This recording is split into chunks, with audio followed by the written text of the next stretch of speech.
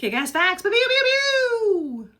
If an older person suddenly seems confused, disoriented, or just not themselves, treat it like an emergency. The two biggest culprits are stroke and infection, especially UTIs, urinary tract infections, which can cause sudden delirium in seniors even without pain or urinary symptoms.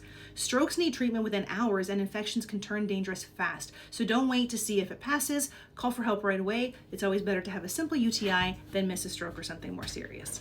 Bug spray and hand sanitizer can make nail polish sticky because of chemicals like DEET, alcohol, or the oils in the spray or sanitizer that can partially dissolve or interfere with the polish's top coat and plasticizers, leaving it gummy instead of smooth. Ask me how I know.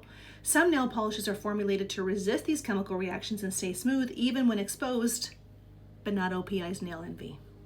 Antifreeze, the kind with ethylene glycol, is sneaky as shit. Once it gets into your system, whether you drink it or your skin absorbs enough, it's converted by your liver into toxic acids. Those acids crystallize in your tissues and blood, tearing up your kidneys, nervous system, and heart. At first, it just feels like being tipsy or nauseous, but within hours, it can cause confusion, seizures, kidney failure, or even death. If you get a decent amount on your skin, wash it off as soon as you can. In the early 1980s, the anarcho-punk band Crass tricked the CIA by releasing a fake tape that sounded like Ronald Reagan and Margaret Thatcher plotting about nuclear weapons and the Falklands War. For a time, US intelligence thought it might even be Soviet propaganda, until it turned out to be the work of a scrappy punk band with scissors, tape, and a sharp sense of satire. Trees actually talk to each other underground through what's called the Wood Wide Web. Clever.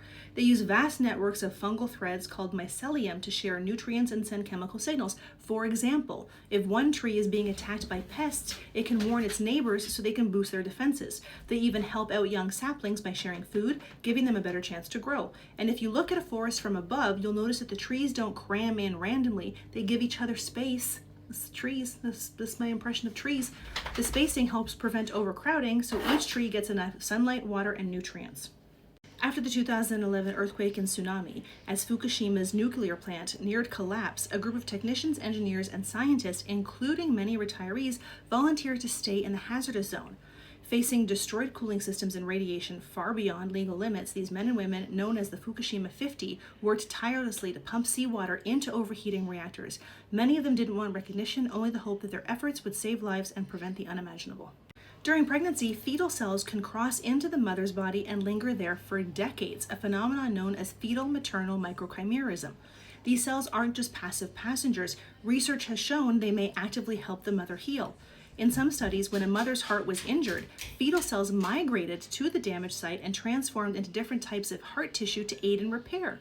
It's like the baby helps heal the mother while the mother builds the baby. The word nickname comes from a linguistic error. In Middle English, eek meant also or addition, so an eek name meant an additional name. Over time, people began to mishear an eek name as a nickname. This change was complete by the late 15th century, and a nickname has been in use ever since to describe a familiar or humorous version of someone's proper name. While her husband was away, likely serving in the Royal Navy, Maggie Dixon became pregnant with an illegitimate child, whom she drowned shortly after birth. She was sentenced to death and hanged in Edinburgh's Grassmarket in August 1724. About 30 minutes after the hanging, her family reportedly heard noises coming from the coffin during the journey to her wake and found she was still alive.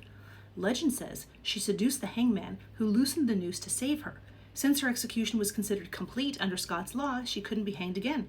Maggie, nicknamed Half-Hang-It Maggie, was allowed to return home, remarried her husband, and lived another 40 years. A pub near the hanging site in Grassmarket bears her name today.